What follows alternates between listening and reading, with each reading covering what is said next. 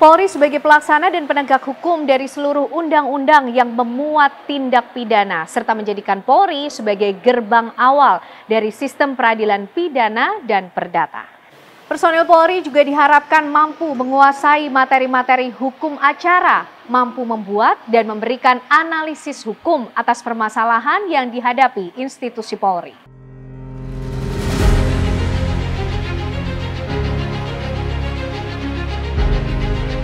Divisi Hukum Polri yang disebut Divkum Polri merupakan sistem informasi hukum yang terintegrasi dan terhubung dalam satu pintu yang dikelola oleh Divisi Hukum Polri guna memudahkan dalam upload dokumen hukum. Divisi Hukum Polri sebagai salah satu staf unsur pengawas dan pembantu pimpinan, secara organisasi mempunyai peran dan fungsi bertugas membina dan mengembangkan hukum dengan menyelenggarakan bantuan hukum, kerjasama, dan penyuluhan hukum, serta menyusun, mendokumentasikan, dan menginformasikan produk hukum.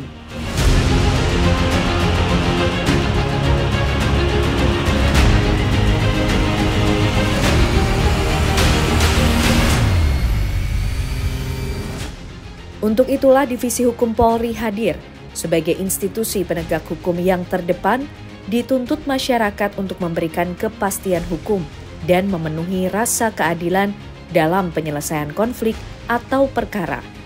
Terlebih di tengah masyarakat yang semakin kritis, paham informasi, dan paham hukum.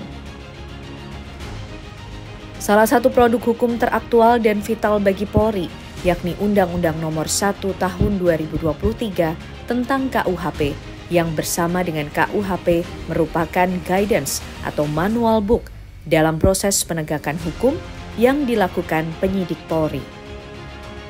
Seluruh jajaran Polri dituntut akan pemahaman terhadap KUHP dan perlindungan HAM, baik dalam pelaksanaan tugas maupun tindakan kepolisian.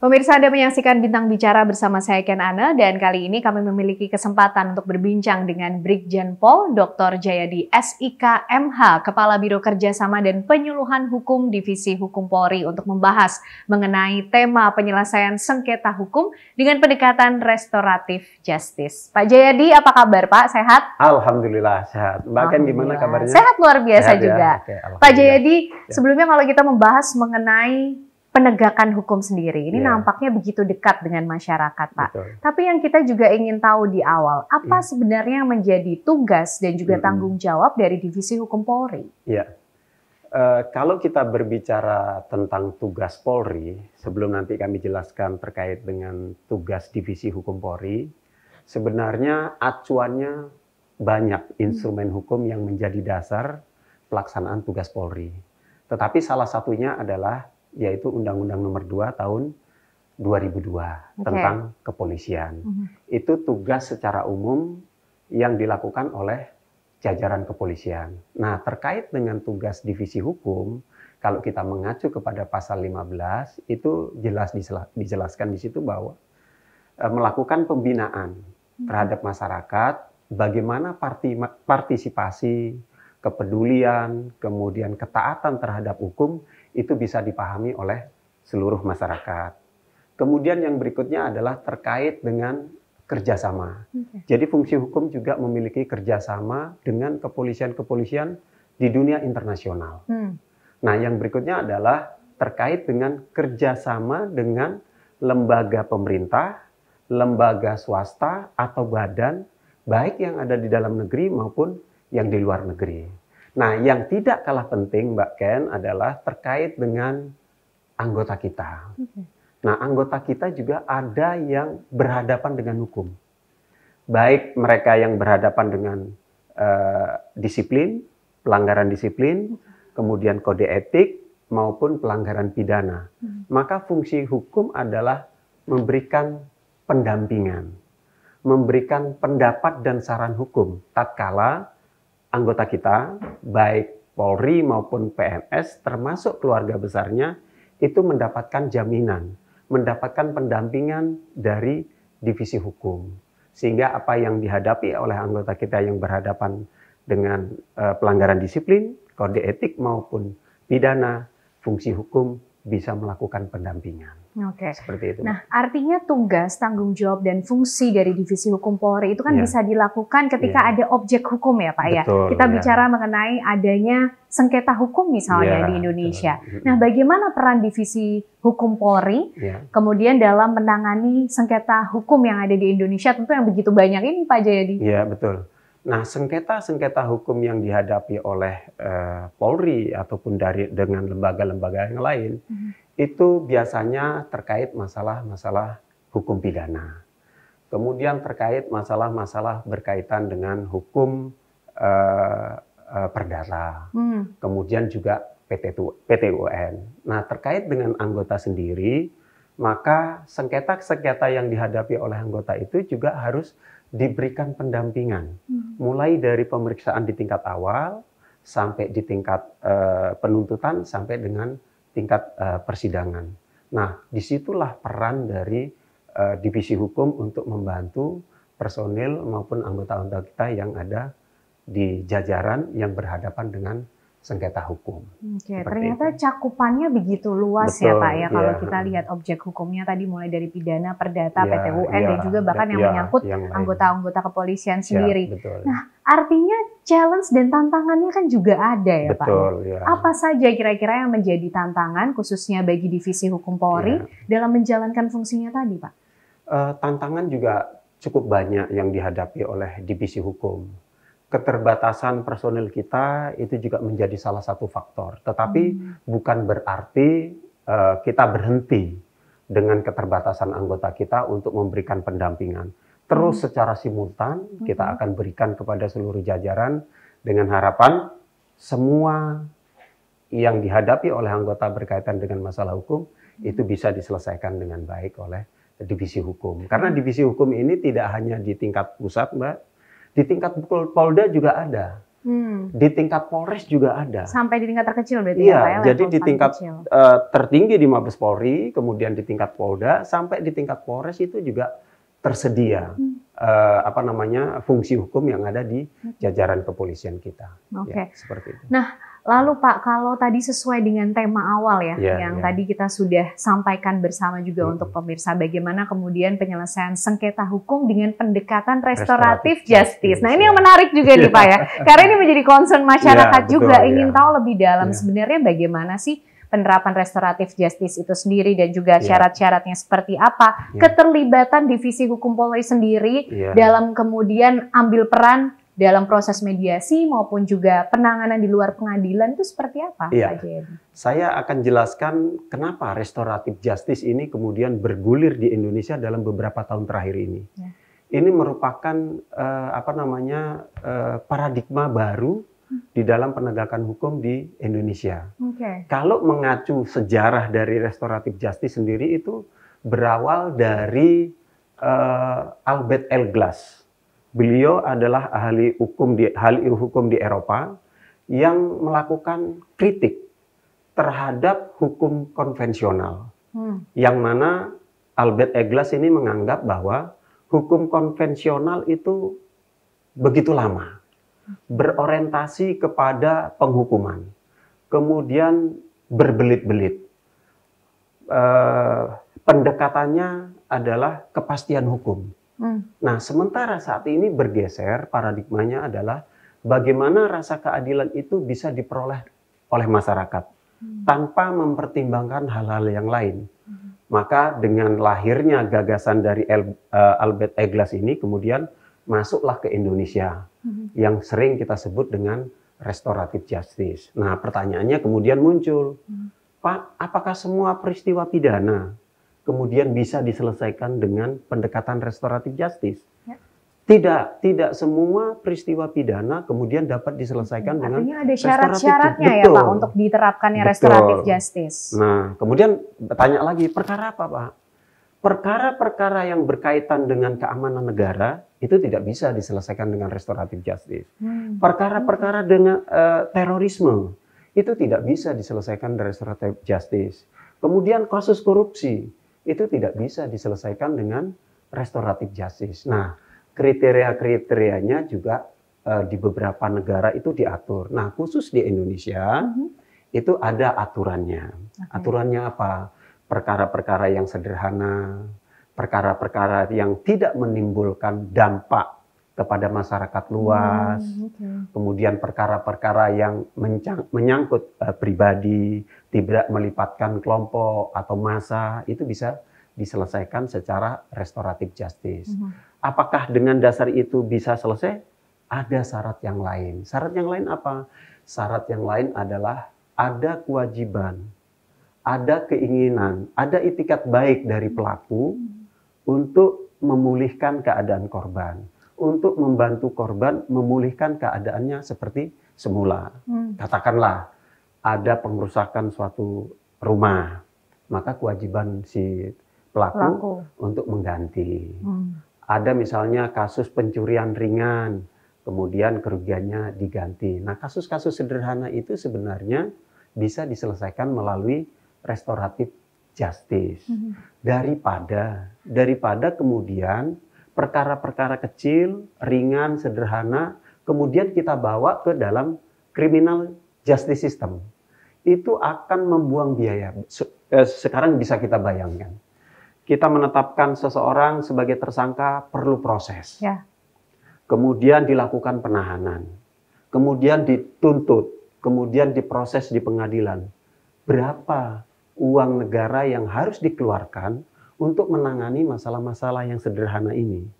Maka seperti yang saya bilang tadi, Albert Eglas melakukan kritik bahwa penanganan dengan metode konvensional harus segera disempurnakan dengan restoratif justice. Sehingga kasus kecil tidak perlu dibawa ke pengadilan yang kemudian biayanya cukup besar. Sementara bisa diselesaikan di musyawarah, diselesaikan di tingkat kelurahan atau desa. Itu justru manfaatnya lebih dirasakan oleh masyarakat.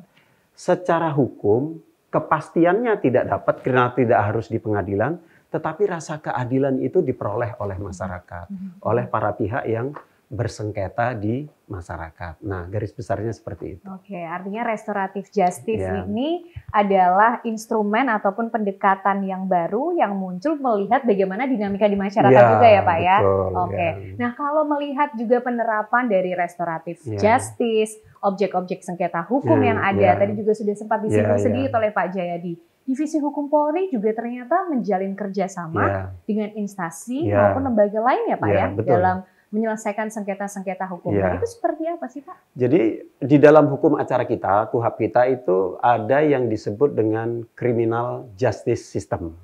Sistem peradilan pidana terpadu. Di mana hukum pidana itu melibatkan aparat penegak hukum yang berbeda.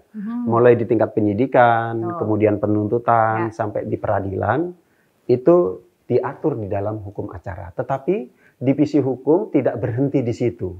Tetap melakukan kerjasama dengan kejaksaan, kerjasama dengan Mahkamah Agung, dengan membuat kesepakatan-kesepakatan, dengan membuat MOU yang pada prinsipnya untuk membuat kesepakatan yang belum diatur di dalam hukum acara sehingga memudahkan terjadinya proses hukum di Indonesia. Contoh misalnya, kesepakatan atau MOU antara Kejaksaan, Mahkamah Agung, kemudian Polri dengan Kumham terkait dengan denda titiring.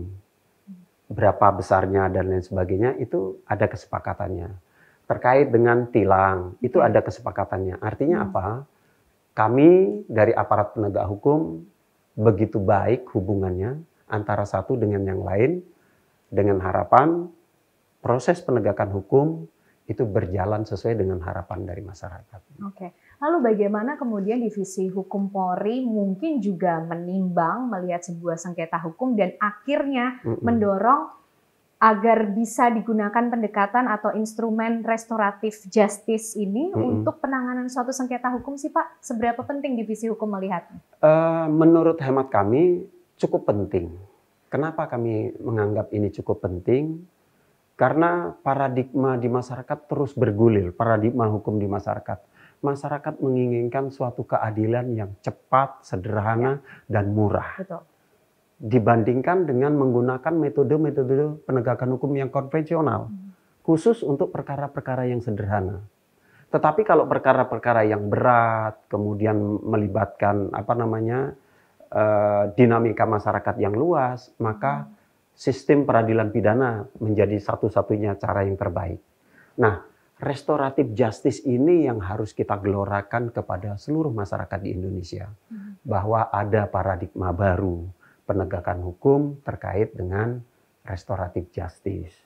Nah, sekarang pertanyaannya adalah, Pak, apakah ada instrumen hukum yang dijadikan payung hukum terkait pelaksanaan restoratif justice? Betul. Sampai hari ini, Mbak, DPR kita belum membuat undang-undang yang mengatur tentang restoratif justice. Hanya satu, yaitu Undang-Undang Sistem Peradilan Anak yang mengatur tentang restoratif justice. Tetapi itu lingkupnya anak. Oke, di tengah begitu banyak objek dan sengketa hukum sementara yang objeknya ada. Seperti Mbak bilang tadi, ada pencurian ringan, ada penganiayaan ringan, itu Penipuan, tidak terjangkau, iya. tidak terbuat. Nah, karena ini terus bergulir, hukum kita belum menjangkau, akhirnya apa yang terjadi? Aparat penegak hukum, Polri, Kejaksaan, Mahkamah Agung, kemudian membuat instrumen-instrumen hukum yang sifatnya parsial. Dan itu berlaku di masing-masing institusi. Seperti apa itu, Pak? Contohnya, misalnya di kepolisian. Kepolisian menerbitkan Perpol nomor 8 tahun 2021 tentang restoratif justice. Di Kejaksaan juga menerbitkan Peraturan Jaksa Agung yang mengatur tentang restoratif justice. Di pengadilan juga demikian, sehingga dia diatur secara parsial. Nah, menurut saya idealnya ada payung hukum yang di atas berupa undang-undang ataupun PP yang mengatur tentang restoratif justice. Sehingga apa? Itu bisa dilaksanakan seragam antara aparat penegak hukum Polri, Kejaksaan maupun Mahkamah Agung. Itu berlaku sampai di bawahnya. Pak Jedi, menarik nih. Tadi kalau kita sudah mulai masuk ke kasus per kasus dengan pendekatan restoratif justice. Dan juga kita jadi tahu, Pak, kenyataannya bahwa masih ada hambatan ya dalam penerapan restoratif justice itu sendiri. Betul. Artinya, Pak, implementasinya ini sejauh ini masih sulit dilakukan kah? Seperti apa? Jangan-jangan ini kemudian menjadi satu angan-angan yang sudah terlanjur menjadi harapan masyarakat untuk bisa dilakukan gitu. Pertanyaannya bagus nih, Mbak. Benar. Mbak kan pertanyaannya luar biasa. Tapi saya sebelum menjawab itu, saya akan jelaskan sedikit. Restoratif justice itu apa sih? Betul. Itu restoratif justice adalah sebuah cara untuk melakukan penyelesaian perkara di luar melalui mekanisme pengadilan dengan melibatkan para pihak. Di situ ada pelaku, ada korban, kemudian ada keluarganya, dengan tujuan memulihkan keadaan korban seperti sedia kala. Itu inti daripada restoratif justice. Definisinya banyak, tetapi garis besarnya seperti itu. Jadi ada upaya bagaimana korban diperhatikan. Selama ini kan metodenya bagaimana tersangka hukum dibalas dengan instrumen-instrumen yang ada. Baik dari hukumnya, baik dari aparatnya, itu selalu ditujukan kepada tersangka atau pelaku. Sementara korban tidak menjadi perhatian. Mau ngapain korbannya, mau rugi, mau apa, terserah. Tidak ada perhatian. Nah, dengan pendekatan restoratif justice ini, korban mulai diperhatikan. Korban mulai diangkat derajatnya. Sehingga yang menjadi korban pulih keadaannya seperti sedia kala. Nah, kemudian pertanyaannya Mbak tadi, Pak, jangan-jangan implementasinya hanya Bapak saja yang tahu. Di tingkat Polda, di tingkat wilayah, jangan-jangan belum. Mbak Ken, ada juga yang berpendapat sebagian seperti itu. Tetapi saya yakinkan bahwa Perpol 8 tahun 2001 ini baru 3 tahun. Sehingga kami dari Divisi Hukum, kemudian dari jajaran Polri, terus berupaya untuk menggelorakan bagaimana implementasi restoratif justice ini dipahami. Tidak hanya di tingkat Mabes, tetapi juga di tingkat Polda, di tingkat Polres, sampai kepada para penyidik yang ada di paling ujung. Gitu. Nah, sekarang berapa persen sih Pak yang sudah bisa dilaksanakan? Saya belum bisa menjamin 100% bisa diterapkan dan dipahami oleh aparat penegak hukum di bawah, khususnya para penyidik. Tetapi saya jamin setiap tahun ada progresnya. Ini pun juga didukung dengan data yang cukup memadai bahwa penanganan restoratif justice dari tahun ke tahun itu terus meningkat. 2001, 2002, 2003 itu meningkat. 14.000, 15.000, sampai 18.000 per tahun dalam kurun waktu 3 tahun terakhir semenjak berlakunya restoratif justice. Memang perlu waktu sampai dipahami di tingkat paling depan. Nah, kira-kira gitu. Masih perlu waktu, jadi masyarakat perlu bersabar sejenak ya Pak. Harapannya tidak lama, sehingga pendekatan restoratif justice ini bisa digunakan secara optimal dalam penyelesaian sengketa hukum. Tapi juga yang menjadi pertanyaan, memang apa sih Pak yang menjadi prinsip-prinsip dasar kemudian bisa digunakan pendekatan restoratif justice dalam menyelesaikan sengketa hukum? Ya, prinsip-prinsip yang harus dipenuhi di dalam menerapkan restoratif justice itu ada beberapa. Tidak berlaku bagi kejahatan-kejahatan yang serius. Seperti yang saya sampaikan tadi. Kalau berkaitan dengan pembunuhan berencana, korupsi, terorisme, itu tidak berlaku restoratif justice. Kemudian ada kesepakatan para pihak dengan kategori kejahatan-kejahatan yang sederhana, yang tidak menimbulkan korban jiwa. Nah, itu bisa diselesaikan secara restoratif justice. Dengan catatan, ada itikat baik dari pelaku untuk melakukan ganti rugi, untuk biaya pengobatan kalau dia luka, untuk melakukan perbaikan kalau misalnya ada objek yang dirusak, sehingga keadaan korban, keadaan benda yang dimiliki korban itu bisa kembali sedia kala. Nah, itu yang menjadi prinsip dasar utama sehingga proses restoratif justice itu bisa dilakukan. Pak Jayadi tadi sendiri mengakui dan juga menginformasikan bahwa pendekatan atau implementasi restoratif justice ini nampaknya masih butuh waktu untuk kemudian dikembangkan, diterapkan sampai tingkat yang bawah ya Pak ya. Nah, tapi kemudian kalau sejauh ini Pak dari pendekatan restoratif justice yang mungkin sudah pernah dilakukan dalam kasus-kasus tertentu. Seberapa efektif sih Pak restoratif justice ini digunakan dibandingkan dengan penyelesaian sengketa hukum dengan cara konvensional? Ya, saya menganggap berdasarkan pengalaman empirik Mbak, justru terkait dengan kasus-kasus yang sederhana sifatnya, masyarakat itu lebih peduli untuk menyelesaikan melalui mekanisme restoratif justice. Jika dibandingkan tatkala perkara ini harus masuk ke kepolisian, kemudian masuk ke kejaksaan, kemudian di pengadilan diputus. Kepastian hukum memang didapatkan, tetapi rasa keadilan kadangkala belum tentu didapatkan dibandingkan dengan menerapkan restoratif justice dengan ketemu bersama tadi, kemudian ada win-win solution. Nah, seperti itu Mbak. Ada contohnya nggak sih Pak Jayadi yang sudah bisa dilakukan pendekatan restoratif justice di kasus tertentu misalnya dan sudah berhasil dilakukan? Banyak Mbak. Tadi saya bilang ada 14.000, 15.000 sampai 18.000. Kasus konkret misalnya kasus kebun sawit. Masyarakat melakukan pencurian di kebun sawit. Bayangin tuh, sekian banyak tuh. Masyarakat melakukan pencurian di kebun sawit yang mungkin nilainya nggak seberapa dibandingkan pemilik lahan sawit memiliki sawit itu. Kemudian diselesaikan melalui mekanisme restoratif justice, kemudian ada kesepakatan dengan para pihak, ada penggantian, pengembalian, dan itu menjadi solusi terbaik. Masyarakat kemudian sadar, ini seharusnya tidak dilakukan. Ini ada mekanisme hukum yang harus dilalui.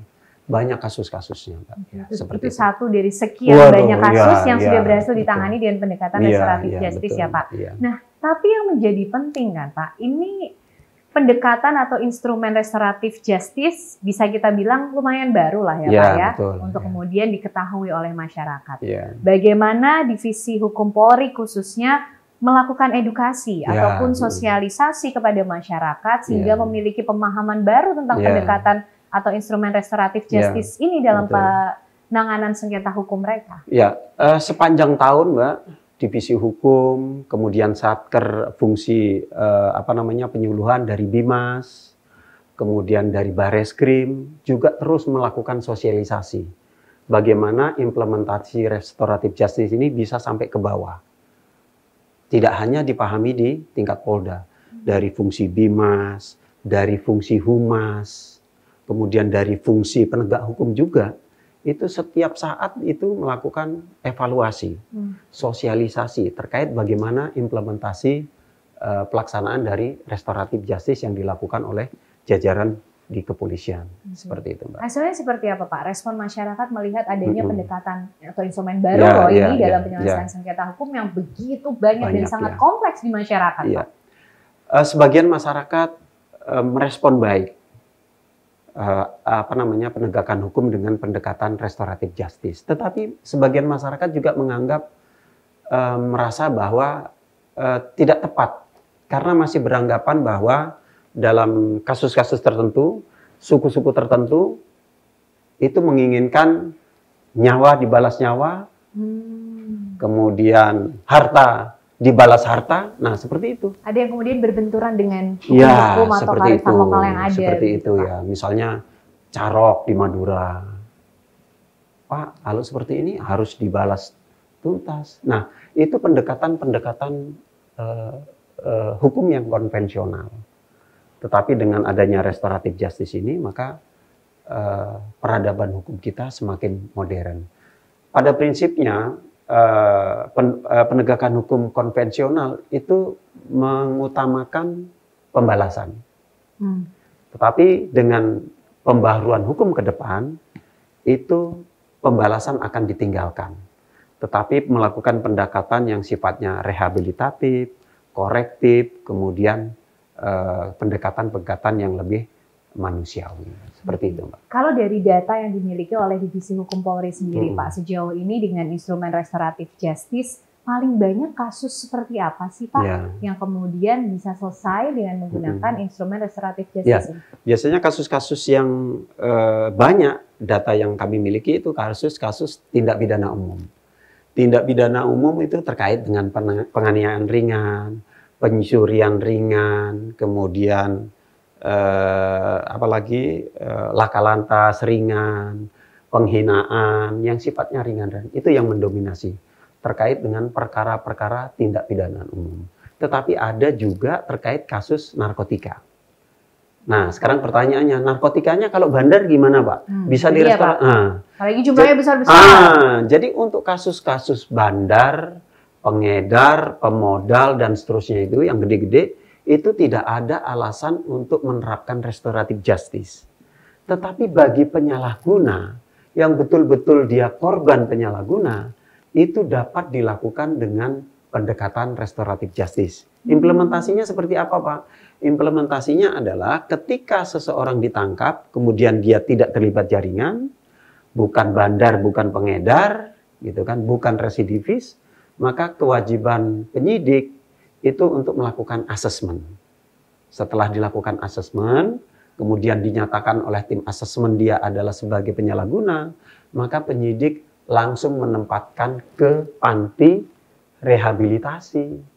Bukan dilakukan proses pidana seperti yang kita lakukan selama beberapa tahun belakangan. Nah, yang terjadi apa? Kalau misalnya penyalahguna itu diproses. Lapas penuh. Betul.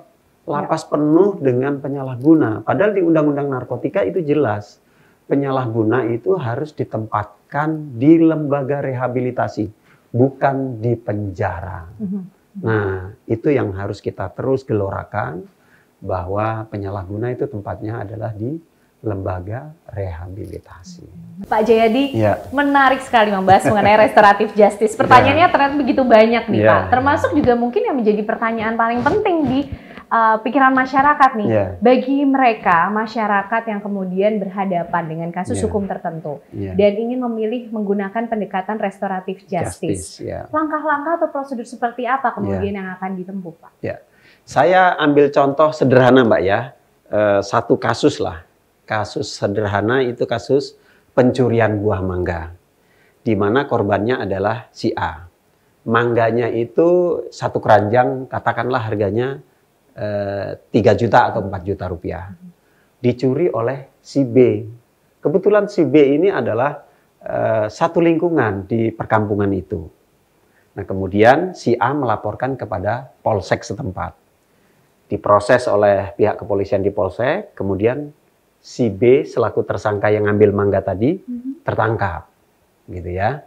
Nah, dalam proses itu kemudian ada itikat baik dari si tersangka, kemudian direspon oleh si korban, si A tadi, kemudian ada kesepakatan. Iya Pak, si tersangka nyampaikan, iya Pak, saya hilaf, saya salah telah melakukan pencurian mangga si A. Tapi saya ada itikat baik untuk mengembalikan kerugian korban yang 3-4 juta tadi. Nah, kalau terjadi seperti ini, pihak kepolisian harus respon. Maka si A dan si B dimediasi. Kemudian diundang RT, RW yang sekitar situ karena menyangkut lingkungan sekitar. Kemudian dilakukan kesepakatan. Harus tertulis kesepakatannya antara si A dengan si B. Tujuannya apa? Supaya nanti di kemudian hari terjadi apa-apa tidak kemudian terulang kembali. Sehingga ada surat pernyataan hitam di atas putih. Nah, dari surat pernyataan hitam di atas putih tadi, kesepakatan para pihak, mengetahui para pihak, kemudian perkara ini digelarkan oleh penyidik. Kalau di tingkat polsek, berarti dipimpin Kapolsek. Kalau di tingkat Polres, berarti Kasat Reskrimnya. Kemudian dihadiri oleh Propam, oleh kemudian dari Siwasnya, dihadiri oleh Sikumnya, seksi hukumnya. Nah, digelarkan di sana. Oh iya Pak, ini ada kesepakatan. Kemudian perkaranya juga perkara yang sederhana. Kemudian melibatkan lingkungan sekitar. Kalau ini diproses justru tidak mendapatkan rasa keadilan. Tetapi kalau ini diselesaikan di forum restoratif justice, justru rasa keadilan itu akan tercapai. Maka dilaksanakan gelar perkara. Gelar perkara sepakat, maka perkara itu dihentikan. Sehingga laporan si A tadi dengan sendirinya berhenti seiring dengan pengembalian kerugian kepada si A yang dilakukan oleh si tersangka B tadi. Nah, perkaranya kemudian berhenti. Seperti itu, Mbak. Dengan restoratif justice penyelesaian perkara yang mungkin sifatnya masih kecil, bisa diselesaikan dengan cara sederhana, tetapi tetap mengutamakan rasa keadilan ya Pak ya. Nah, respon masyarakat ataupun juga pihak-pihak terkait dengan penerapan dari restoratif justice khususnya di Indonesia sejauh ini seperti apa Pak Jimmy? Sebagian masyarakat sudah mulai memahami bahwa penegakan hukum dengan pendekatan restoratif justice itu diterima oleh masyarakat. Tetapi sebagian masyarakat juga ada yang tidak setuju.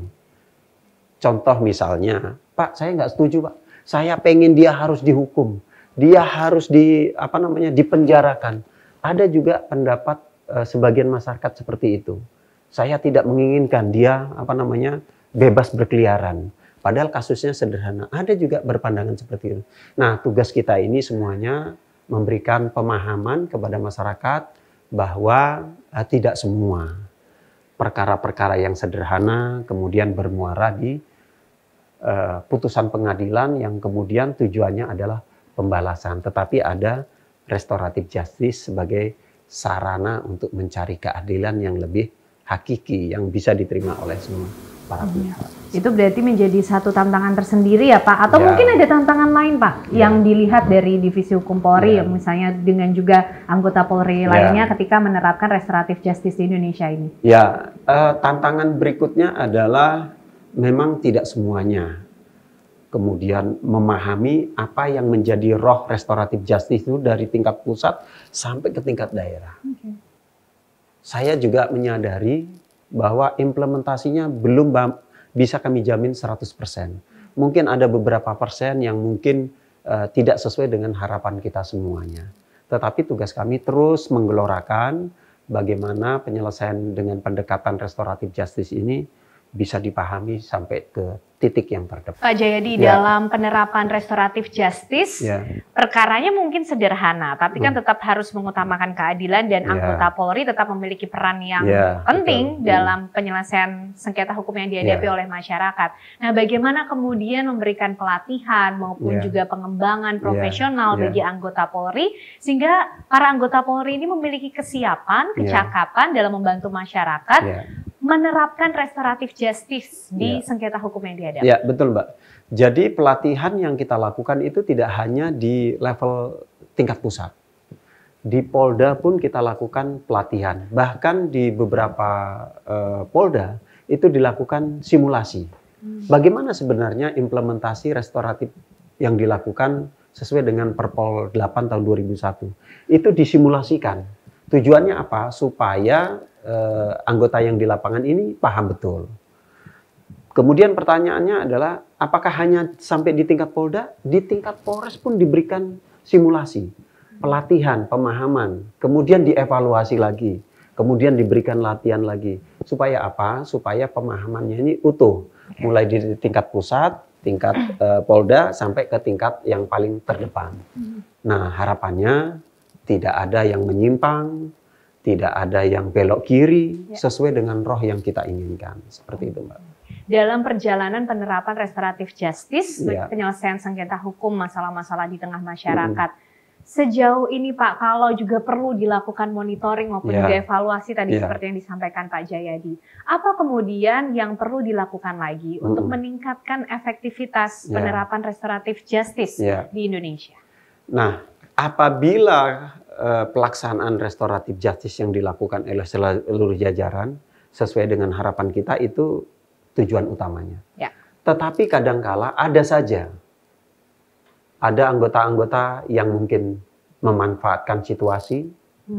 Nah, ini yang harus kita lakukan tindakan tegas. Supaya apa? Supaya mendapatkan efek jera bahwa penerapan restoratif justice bagi perkara-perkara yang sifatnya sederhana itu harus betul-betul ditegakkan. Tidak ada transaksional. Tidak ada yang sifatnya penyalahgunaan wewenang dengan memanfaatkan penyelesaian perkara dengan pendekatan restoratif justice. Untuk kembali mengembalikan kepercayaan masyarakat terhadap institusi Polri, khususnya sebagai pengayom ya Pak ya, yang bisa membantu masyarakat dalam menyelesaikan berbagai masalah hukum. Seperti nah, apa kemudian harapan Bapak dalam penerapan restoratif justice di Indonesia ke depan, baik dari segi kebijakan nih Pak, maupun juga praktik di lapangannya? Harapan dari pimpinan Polri, apa yang menjadi kebijakan di tingkat pusat, Bapak Kapolri, sampai di tingkat bawah itu satu garis. Tidak ada yang menyimpang, tidak ada yang menyalahgunakan kewenangan, sehingga apa yang diinginkan oleh Bapak Kapolri itu bisa dirasakan oleh seluruh masyarakat yang ada di Indonesia. Seperti itu. Kalau dari kebijakannya sendiri seperti apa Pak? Tadi juga sempat disinggung oleh Pak Jayadi di awal tadi, mengenai apa kemudian yang perlu disempurnakan atau mungkin juga dipercepat sehingga kebijakan ini bisa diterapkan secara sempurna begitu. Dari sisi instrumen hukum undang-undang harus segera kita buat sehingga bisa memayungi semua aparat penegak hukum, tidak ada penafsiran berbeda antara aparat penegak hukum, sehingga restoratif justice ini bisa dilaksanakan secara simultan, konsisten, dan terus-menerus. Merangkum sekaligus menutup Pak, pesan yang ingin disampaikan kepada masyarakat, mungkin juga sebagai informasi ataupun juga edukasi kepada masyarakat mengenai restoratif justice dalam menyelesaikan sengketa hukum yang mungkin dihadapi, seperti apa? Kami menghimbau kepada seluruh masyarakat, kalau memang pendekatan restoratif justice ini bisa dilakukan oleh para pihak yang bersengketa, itu lebih bagus. Dengan harapan apa? Dengan harapan tidak semua perkara-perkara yang dihadapi oleh masyarakat itu bermuara di putusan pengadilan. apalagi sampai ke pemenjaraan. Padahal kasus-kasus itu adalah kasus-kasus sederhana. Yang kemudian berakibat adalah penuhnya lembaga pemasyarakatan, penuhnya lapas-lapas yang ada di Indonesia. Padahal itu bisa dikurangi dengan pendekatan restoratif justice. Seperti itu, Mbak. Pak Jayadi, terima kasih untuk waktu, kesempatan, informasi sekaligus juga edukasi ya Pak ya bagi masyarakat dalam penerapan restoratif justice. Kita tentu berharap kebijakan ini bisa disempurnakan segera sehingga penerapannya menjadi semakin optimal dalam penyelesaian sengketa hukum di masyarakat. Dan pemirsa, itu tadi kebersamaan dan perbincangan kita bersama dengan Brigjen Pol Dr. Jayadi SIK MH, Kepala Biro Kerjasama dan Penyuluhan Hukum Divisi Hukum Polri dengan tema penyelesaian sengketa hukum dengan pendekatan restoratif justice. Sampai jumpa di episode Bintang Bicara berikutnya. Salam presisi.